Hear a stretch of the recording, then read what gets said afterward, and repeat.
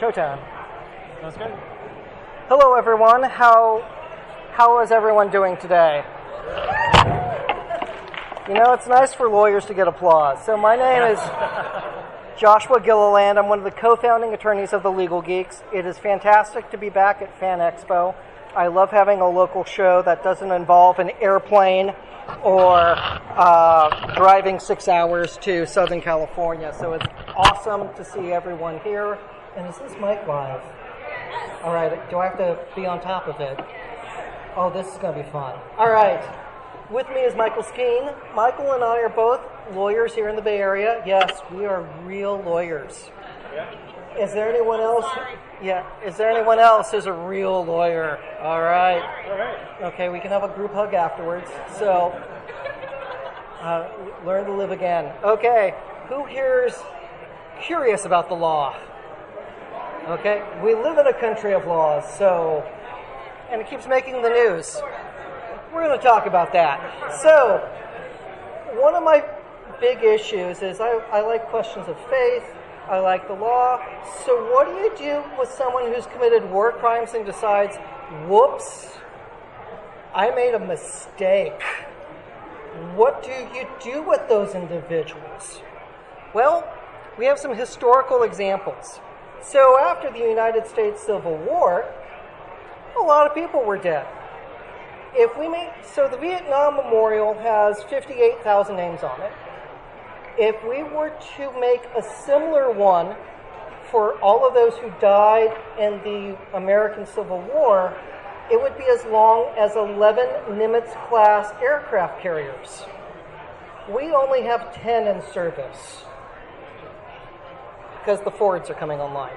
So President Andrew Johnson decided, you know what, I'm a racist, I'm a mean person, and on December 25th, 1868, so Grant had been elected president but wouldn't get sworn in until March, Johnson on Christmas Day pardoned all the Confederates.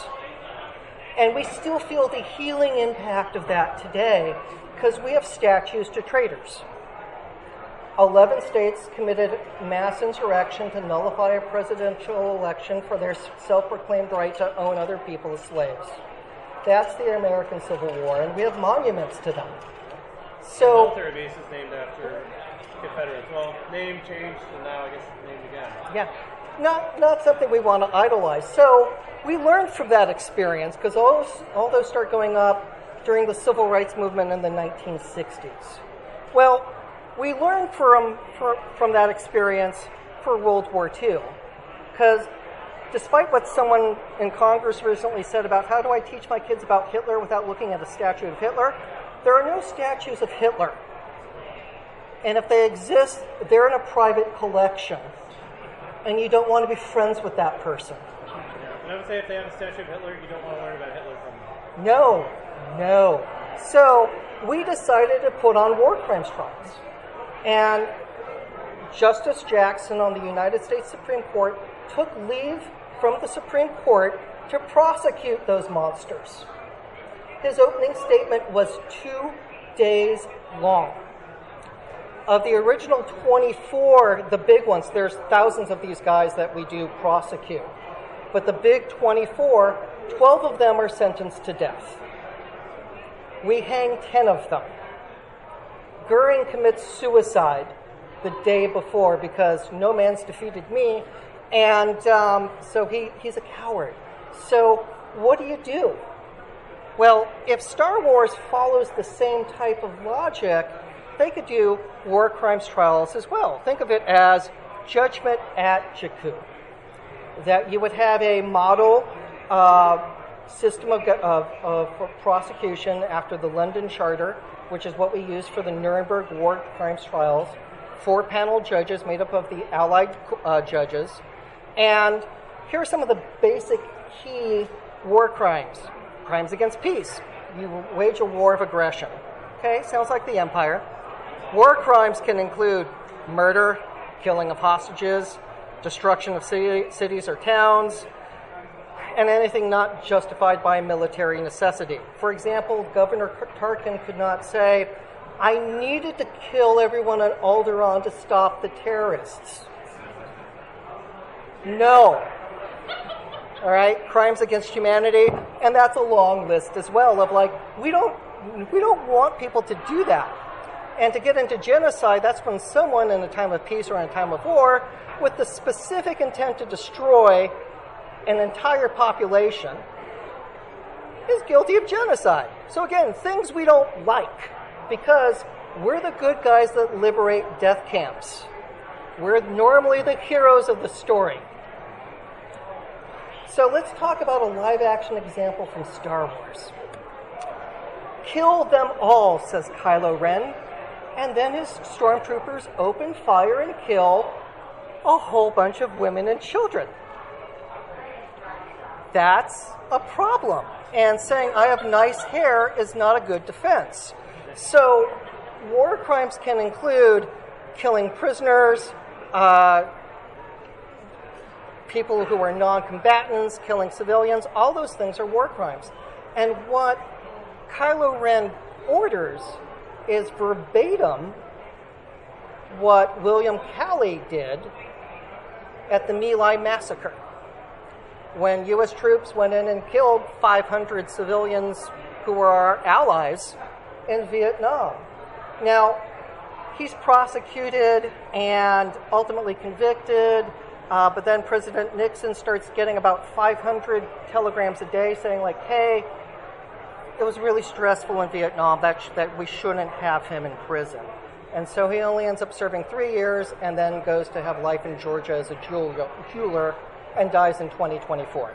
So, what if, their defense was, I was just following orders. That doesn't work. An order must be legal. An illegal order is repugnant on its face. You know it's illegal. Generally, someone saying, kill them all, is illegal. So here's a question for the audience. Is Finn a war criminal? You say yes? Okay. Anyone think yes? Anyone think no? Yeah, there should be more no's up. Finn doesn't pull the trigger. At the My Lai massacre, there was one dude who threw down his weapon and said, this is wrong. And if you watch the BBC documentary about My Lai, you see him. And he was very animated in saying this was a no-no. There was a U.S. helicopter crew that stopped it. And the captain of the helicopter put his bird between U.S. forces and the South Vietnamese and told his gunner to shoot the U.S. soldiers if they tried to shoot the South Vietnamese. We should name bases after guys like that. Yeah, another interesting thing about Finn was, like in The Force Awakens, to guarantee that he didn't shoot anybody, Captain Phasma, after they get back to the ship, says, present your blaster for inspection. And at that point, it's clear that he's basically gone against the programming, which is why they... So Captain Phasma ordered for his gun to be checked because she suspected he didn't do anything. And so they figured out that he did not, actually pull the trigger, which is one of the reasons why he wanted to get Poe to fly him off the ship. Yep. Among other things. So, in live-action Star Wars, people who realize I made a bad life choice and I want out normally die. It's like really quickly. Wouldn't it be fascinating to have a movie with one of those guys who made those bad life choices live? Wouldn't it be fun if we make Hunt for Ben Solo happen? Because what would that arc look like? Would you go like, my mom and dad were heroes, I participated in a genocide, my bad. What do you do afterwards? How do you live? Well, we get a better answer in animation, but I'm curious if what they're doing in Ahsoka Season 2 is if we're going to get a post-death atonement arc for Anakin Skywalker. Episode 5 of Ahsoka with Shadow Warrior is like the beginning of that. So, stay tuned. I think we're going to get good stuff out of this, but how do you live? more importantly, how do you spend eternity knowing that I'm in Jedi heaven and I made some bad life choices? So, let's get into animation, because there's a lot of fun stuff here. Now, Michael, what governments are we looking at? Okay, so we have the Galactic Republic, which is from the prequel era, and which got reorganized into the Galactic Empire, which got defeated by the Rebellion, which then we create the New Republic, which I guess probably kind of falls in The Last Jedi, Rise of Skywalker. So having the capital planet getting blown up doesn't help. Yep. So there's spoilers for a lot of animated shows. And they're all awesome. So let's talk about Barriss Offee, who we see her in the Clone Wars, and she is absolutely ruthless. She's killing people, takes out a hangar, delivers the bomb through a person working on the flight deck, and then kills that guy's wife because she was the one who infected him with the explosive.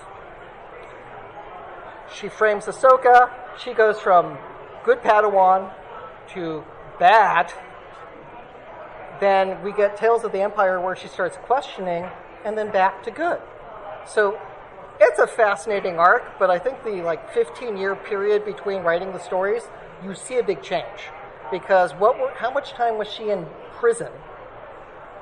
And what life changes did she realize sitting in that cell with, I made a boo-boo. So, we have a whole bunch of dead people. She takes out a hangar deck. Okay, she starts murdering others. She said red is her color. She's embraced the darkness. We do get the first trial in Star Wars from this. Second is Andor. 1.5, because it's not on screen, is Han Solo's court-martial. It's a deleted scene. But we get the first trial in Star Wars in the Clone Wars. So she then joins the Inquisitors, and she quickly realizes, I don't like this. Because the job interview is, you guys have to kill each other. To her credit, she says, we don't have to do this. And it's her friend who says, oh, yes, we do. Right. Yeah, well, it's they're given the choice from the Inquisitor: either you both die or one of you dies. And Dante, I think was his name, he seemed a little more into realizing he only had one choice. Although, of course, ultimately, it's not who prevailed. Yeah, and again, what she does in that job interview is self-defense. She doesn't start the fight. She's like, I don't want to do this. I don't like where this is going. So, she ends up having to defend herself to stay alive. And she does. But then they go on a mission, and the fourth sister kills everyone in a bar, leaves a child, and she starts going, this is not okay. And then they go out to murder a Jedi, and she's really going, no. And she makes a comment, well, you have one more Jedi left, or something along those lines. She embraces back to being a Jedi. And then we get an unknown amount of time for atonement. This is sometime after the Kenobi series, because the fourth sister is in the Kenobi series, which is not 11 BBY, 10 BBY. So she's living on an ice planet and stressed, which is why I think she's got bags under her eyes. That's a really rough lifestyle that will age you. So, but again, it's, let's say, 5 years before the Battle of Yavin. Well, she actually helps redeem the fourth sister. What do we do with her? Michael, what are your thoughts? Should she be prosecuted? Should she get a big mulligan? Well, I think that it just depends on which government we're talking about. So if we're talking about, obviously the Galactic Republic, she was convicted for the hangar, sent to prison for life. Then she got released by the Inquisitors to join the Inquisitors. So the Empire, well, once she betrayed the Inquisitors, then they would kill her. And then under the New Republic, what they would do, I think, is I don't think they would have, I'm guessing that the Empire basically wiped their slate as far as crimes go and say, okay, well, you blew up a hangar, but we're forgiving you for that.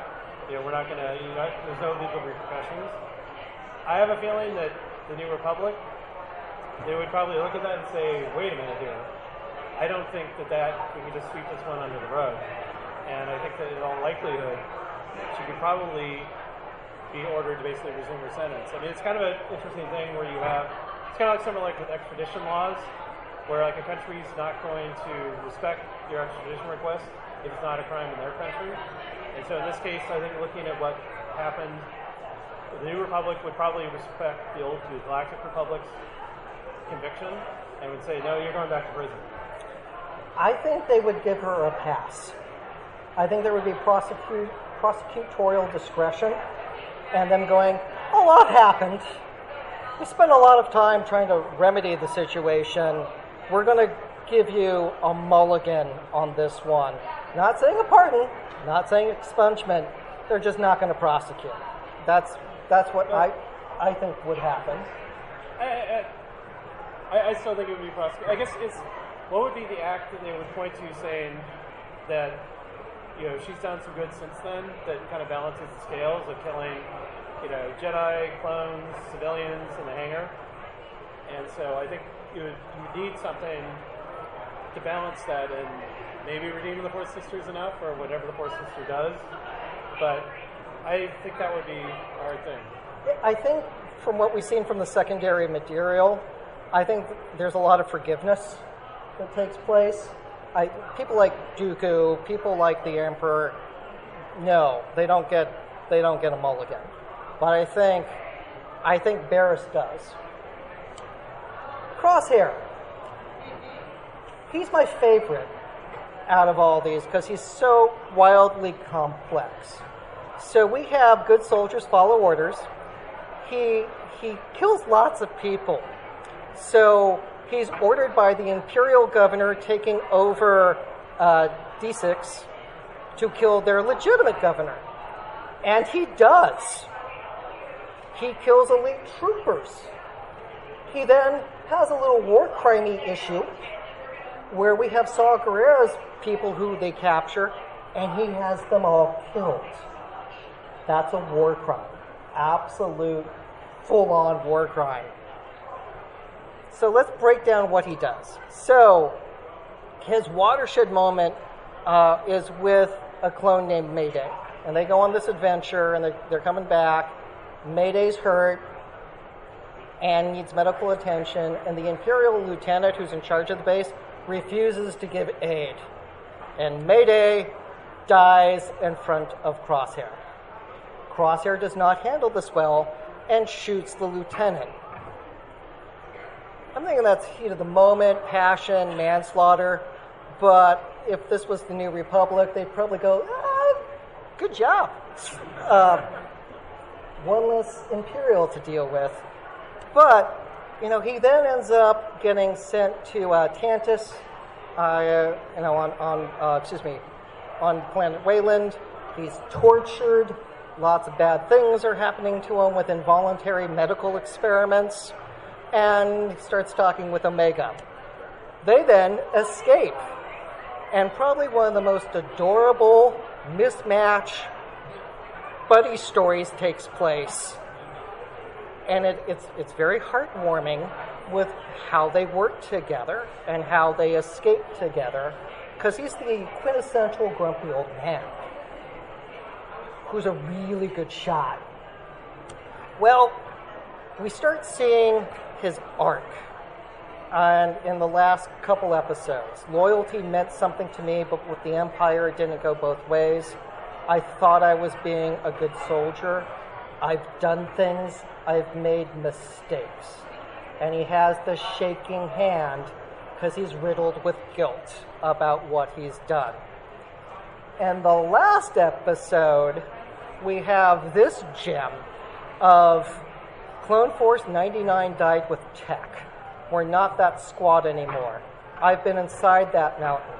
I know what we're up against. If we all go in, we're not all making it out. Omega needs you both. So I'm doing this alone.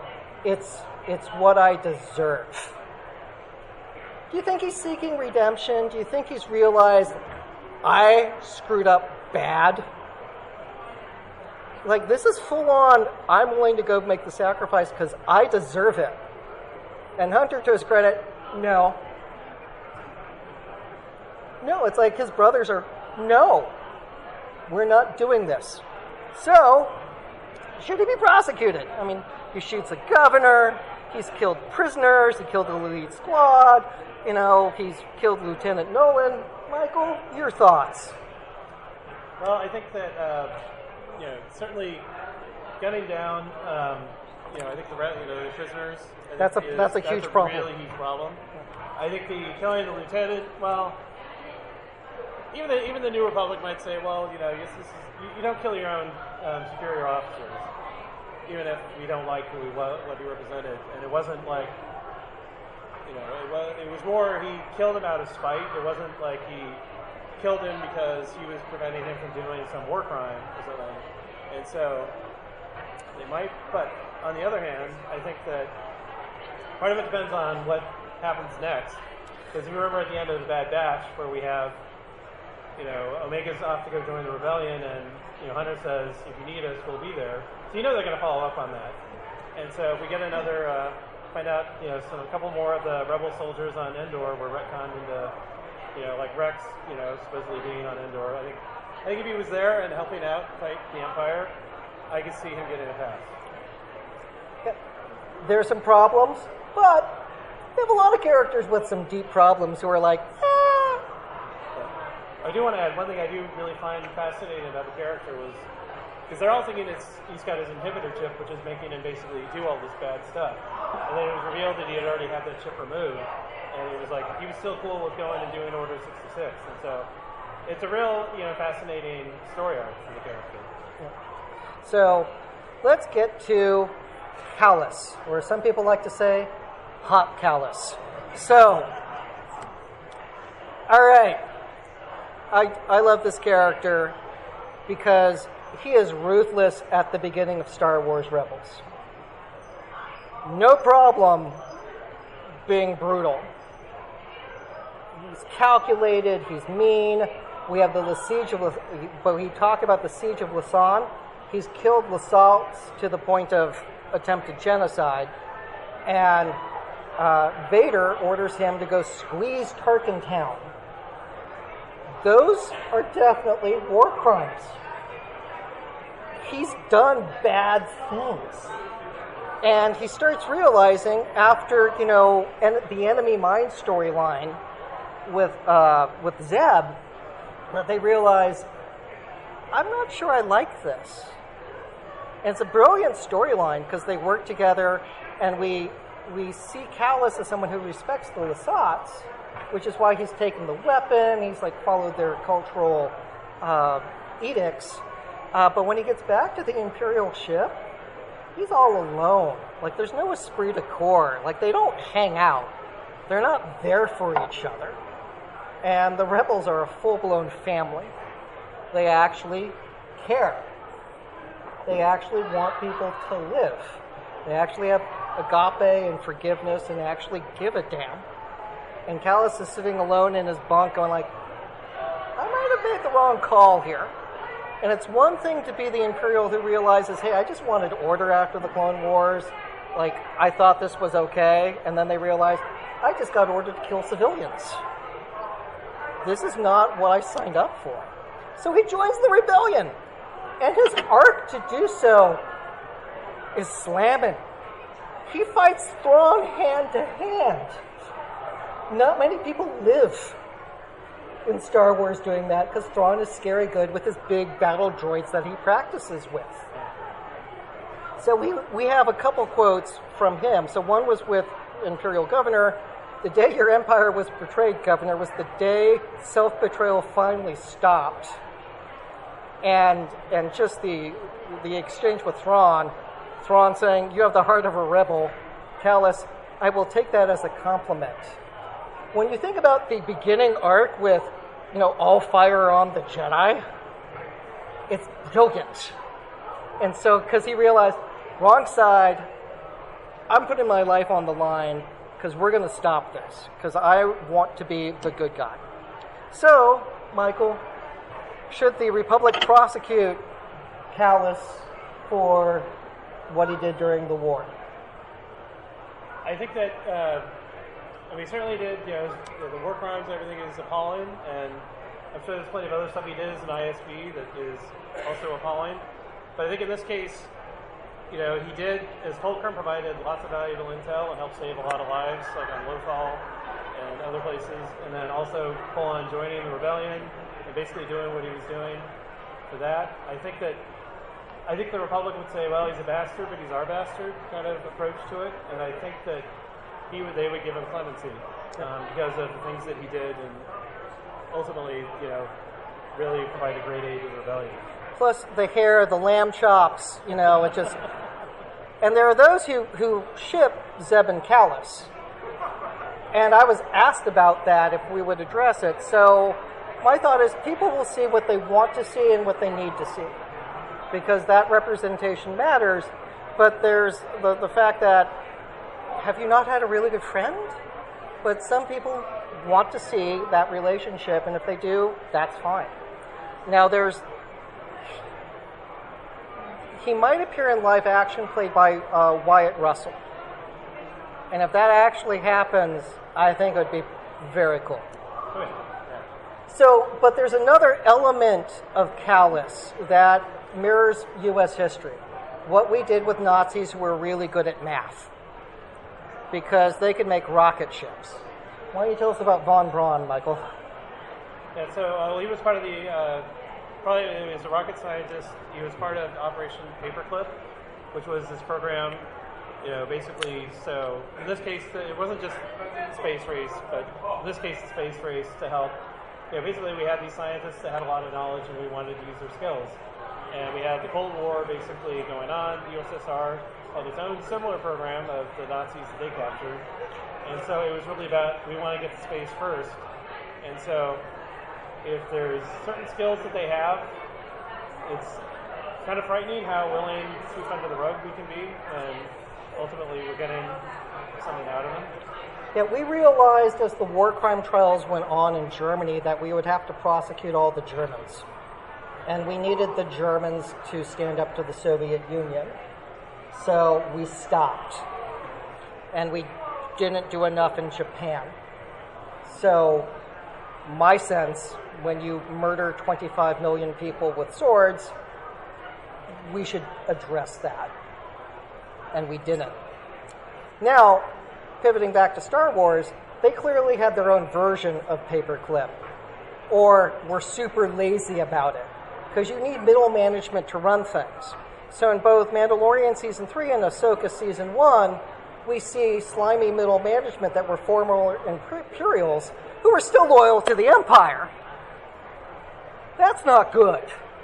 Like, you need to actually vet people. If you're going to put people to work, don't give them middle-class jobs where they can make good money, or hurt your infrastructure, or make sure that, there's a pirate problem. We don't need to worry about that. It's okay. It's just rockets to jump galaxies to go get Thrawn. Who cares? Lots of people do. So you need to actually have competent people and vet them accordingly. Yeah, well, the program itself has had some kind of dubious prospects. It's, because that was the New Republic Amnesty Program, which we saw in The Mandalorian, and it was not exactly wholesome. Very wholesome. It didn't give me the warm fuzzy feels, especially when they start doing lobotomies and kind of killing them with kindness.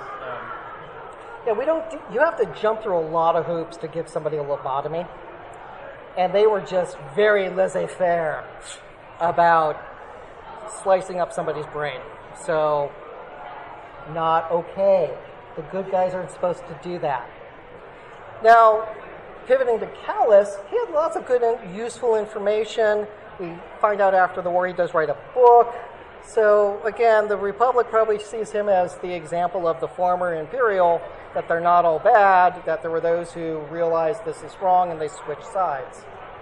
Like, you don't have a lot of historical examples of that, but it's fun to see the character being good. Let's get into Asajj Ventress. So, Tales of the Underworld with her arc is fantastic. Was anyone at Star Wars Celebration in Tokyo? Okay. They showed this. So you got to watch it with 5,000 of your closest friends. Best way to watch any of the animated stuff. They also showed the Siege of Mandalore in Japanese, which was a head flip. But again, seeing people crying at the end, mwah. So, Ventress, fun character. So she's the commander. She's Count Dooku's assassin. We see her being a very ruthless, effective general. She is very good at her job. She's also a creepy killer. Like, I never want to be stabbed. I don't know how I feel about getting kissed while stabbed. I really don't want to find out. But like that always went, whoa, that's not okay. Don't do that. First episode of Clone Wars, the Separatists and the Republic are, trying to win favor with a planet. The planet decides to go with the New Republic, and Count Dooku orders her to kill the king. She tries to carry out that order. I don't think that's a legitimate military target. It's a problem. But going on, I think the bigger problem is after Dooku tries to have her killed because Palpatine says, kill her because I don't like this. She goes back to the Night Sister. She gets wrapped up with them. They recruit Asajj Ventress. And his final test is for him to kill his brother. She, Ventress, tells Opress, kill your little brother. And he does. This is a problem. Well, she becomes a bounty hunter. She stops child trafficking that's going to result in child marriage. So, gold star. That's something we should stop. Good. She after the Clone Wars, mentors Omega. She saves Kenobi from Maul and Opress. She saves a young Jedi in Tales of the Underworld. So we're getting a little complicated character arc here, which raises the question, is she a war criminal? And now we're going to see point, counterpoint. Michael, do you think Ventress is a war criminal? I do think she's a war criminal. I think and it's not, I think, obviously a lot of things that she did was just basically as part of her fighting the war on the Separatist side. But she's basically Dooku's top assassin. And throughout the Clone Wars, it was clear that the Separatist were willing to do a lot of really shady things to try and get certain advantages forward. And so we technically may not have seen things that might be a war crime on screen, but as the chief Dooku's assassin, you know that he's ordered to do things that are not, military necessarily targets, are things to basically either to motivate or to punish for, acts or not acts. And so, I think for me, it's similar to how I look at Boba Fett from Empire Strikes Back, Return of the Jedi. You never actually see him do anything, but everybody thinks he's this total awesome. He looks awesome, but yes. He's this total, he did outsmart Han Solo. He figured out exactly how Han, was escaping from the Star Destroyer. So he gets that. But we never actually see him do anything, but he's got this huge reputation. And so that's one thing I love about Star Wars, is that there's all this implied history. And so in that, I think, looking at the implied history, I think she's absolutely a war criminal. I believe Asajj Ventress is not a war criminal. I believe she has other problems. But in everything that we've seen from her, we do not see her order the deaths of civilians. We do not see her go against a target that's not a legitimate military target. Everything that we've seen shows it's war. And because it's legitimate military targets, I do not think she is a war criminal. I think the issues are after she leaves the Separatist government is where we start getting into some problems. Because trying to kill Dooku, okay, you could say that's two nation states going at each other, because the head of state is a legitimate target. What the Night Sisters do with oppress is a problem, but how much is... I think this is one of the few times where you could have the dark side made me do it defense be effective. I don't think that's effective for Darth Vader, because you don't get to say that for 20 years. I was snapping the necks of children. And see, this is another point we disagree on, because I don't think there's such a thing as a dark side defense. I mean, one thing that is, for me at least with Star Wars, either going the path of the light side or the dark side, it's all about the choices that you make. And each choice brings you closer or further away from the light or closer to the dark. And it's a series of actions that ultimately can result in a lot of horrific things. So I think that I think that the dark side may have inspired her to do it, but it's kind of like Obi-Wan says back in A New Hope. The Force partially obeys your commands, but it also partially controls your actions, but obeys your commands. Go on. So I think that rage killing a bunch of sand people. Yeah, that's on you. Yep. I think it's a form of temporary insanity, because the insanity defense is you don't understand the wrongfulness of your actions. And if you are so polluted by the dark side that you've given into hate, and that's the religion that you've embraced, and you no longer think clearly, I think under those circumstances, for Savage oppress, I think that would be an effective defense. Well, I'll give you heat of passion and call it manslaughter. Yes. So the question is, what about religious exemptions? Religious exemptions do not excuse laws of general applicability. So we have a law against murdering people. You don't get to say, look, it was my religion to commit that sacrifice. Like it's still... Like, we all have to drive 55 or 65. You don't get to say, I needed to go 90 through the school zone because my religion said so. Right. Or the Mandalorian saying, like, look, weapons are part of our religion. Yeah, you still get a background check, dude. Yeah. No, there are actually actual cases where I have people like saying, my religion requires I do not pay taxes. That doesn't get them very far. Yeah, convenient. Yeah. Absolutely super convenient. So, but again, this is what lawyers do. Like, it's an adversarial system.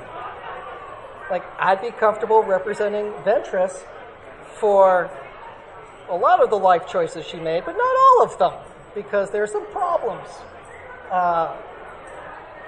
But there are others, it's like, I don't think she's a war criminal. Yeah, well, the interesting thing about, but also Ventress, remember that Ahsoka promised to go advocate for her to be pardoned based on her helping her out. Although, bad on Ahsoka, she didn't do that. On the other hand, to get the pardon, she'd have to go to the Chancellor, who is, of course, Palpatine, who is Darth Sidious ordered her execution. So it's not like that would get her very far. Well, that and Ahsoka made that promise before a lot of things happened. Oh, yeah. Okay, so we didn't know about Barriss. There was a lot of things that went sideways that would make executing that contract highly difficult because the facts don't allow you to carry it on. So I think, from Asajj's perspective, though, it's like, hey, come on. Come on. I did you a solid. Yeah, so I kept you alive. All right, so she dies, and Dark Disciple and comes back. Michael, you have some fun thoughts on what death does for the guilty. Yeah, well, the question is, does her having died, basically, and coming back to life, is she forgiven of all her crimes? And we actually have a real-life case of this. Benjamin Shriver, who was having a medical procedure, he was serving a life sentence in prison, and then he had a medical procedure and ended up basically like having a heart attack. And even though he had to do not resuscitate, they resuscitated him, but he was technically dead for, I think, a minute or two on the surgery. So then he had a pretty clever argument, well, clever by half probably, of, well, I died. I'm serving a life sentence, so I can go now. I've served my life sentence. I can go now. And you can imagine it didn't get him anywhere. And they basically said, well, if you're alive, then you should be in prison.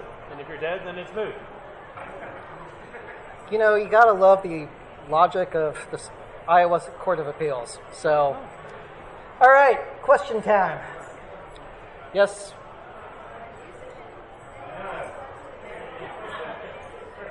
Could you say that again, please? Do I think any of this applies to Marin from the Jedi games? I don't know enough to answer that. So, but I'll look it up and we'll do a TikTok or a podcast to get into that because I don't know enough the backstory. Yes. Oh, wait, do you? No. Okay, so. With the change in governments and with the ideals changing in each government, and then war crimes apply no matter what government was used, that implies that there are universal laws that don't apply in or out of a government. So the question is, we have changes of governments, but you still have war crimes being a universal constant. And the question is, are war crimes a universal constant? Post 1945, yes. Like we do have precedent from like the Rome Statute and Geneva Conventions about what's permissible or not in war. We've had countries refuse to sign on to them as well. So there. History will prevail on what is right because there are some universal truths. You don't get to murder people. No, the Germans during the war crimes trials were not allowed to argue. They had to exterminate all the undesirables to make Germany great again. They didn't get to do that because there's no defense to crimes of genocide. So, now they could argue mistake. You know, there are times where, like, during World War II, I believe it was Colonel Jimmy Stewart, as in that Jimmy Stewart, had to preside over a court-martial where some bomber pilots accidentally bombed, I think, Switzerland. It was a whoopsie-doo of they were in the wrong place. They misread the charts and they accidentally dropped the bombs on the wrong country. And again, acquitted. But again, like those things happen. So again, do I think there are universal rights? Yes. Yes, I do. I think murder's wrong. I think death camps are wrong. I'm pro melting Nazis.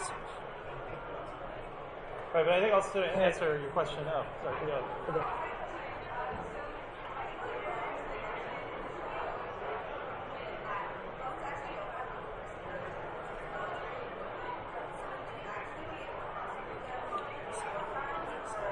So the question is, could you prosecute a clone for war crimes if they don't have personhood? Well, in the Fives arc, that is quite the emotional gut punch, you do get into some personhood issues. And when you think about a show for 7-year-olds gets into human rights to that level, that's brilliant. So I do think they have rights. I'm on the clone rights side of the fence. And because you don't make disposable people, that's just no. Like they're sentient. They have different personalities. So I would say they're people, and they get rights. And the Jedi definitely go that way. Yoda goes that way. And the first episode of the Clone Wars. Yeah, but it's yeah. I mean, it is an interesting question. That's one thing I love that the Bad Batch dealt with, which is basically, the war is over, what do we do with our clones? And then, you know, in Obi-Wan, you saw, you know, a clone trooper begging, you know, that Obi-Wan gave some money to. Yeah, it's a big issue, and it seems like the Empire, you know, had absolutely no interest in taking care of them or treating them with any dignity. But I mean, I think they absolutely should. And I honestly, it was interesting for a while. I wasn't even sure if the clones get paid. But then, you know, there was that episode of Clone Wars where they got a clone bar, and so somebody's got to be paying for the drinks. So it's an interesting question. Yeah, there's a yes. So I'm 51. So I was young in the 80s, and so I remember a lot of Vietnam vet stories and seeing Vietnam vets who were homeless. In the South Bay, there was a guy named Mr. Mountain View who was wandering the streets, whose story was he was a Vietnam vet. And the treatment and the PTSD that they suffered, I think is hauntingly mirrored with Crosshair, and in being a tortured soul about what was done. Like, I had a cousin who had 5 tours in Vietnam as a naval aviator, and out of the 7. And he was in the Navy's first attack helicopter squadron, where they got to test out the night vision goggles so he could watch the people he was killing. That haunted him for the rest of his life. So the treatment of those who have served is radically important to make sure that they have the care that they need for what they do in defense of our country. And in this, story of Star Wars, how the clones are treated is of paramount importance, because people are not disposable. Yes, sir.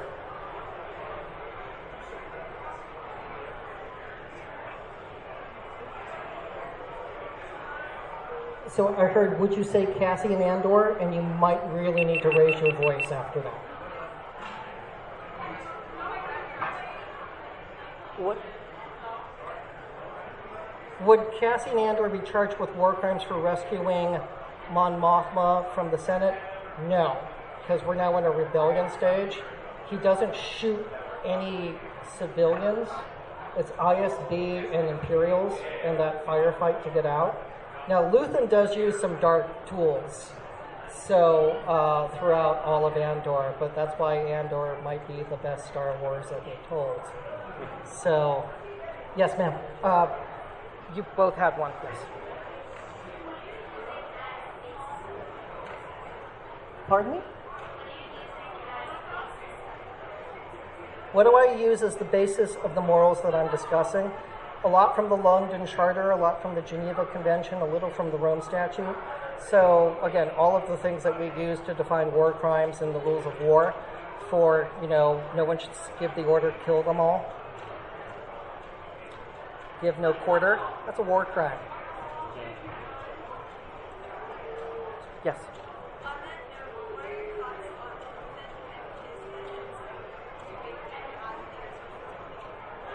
What are my thoughts on Luthen for what he has to do?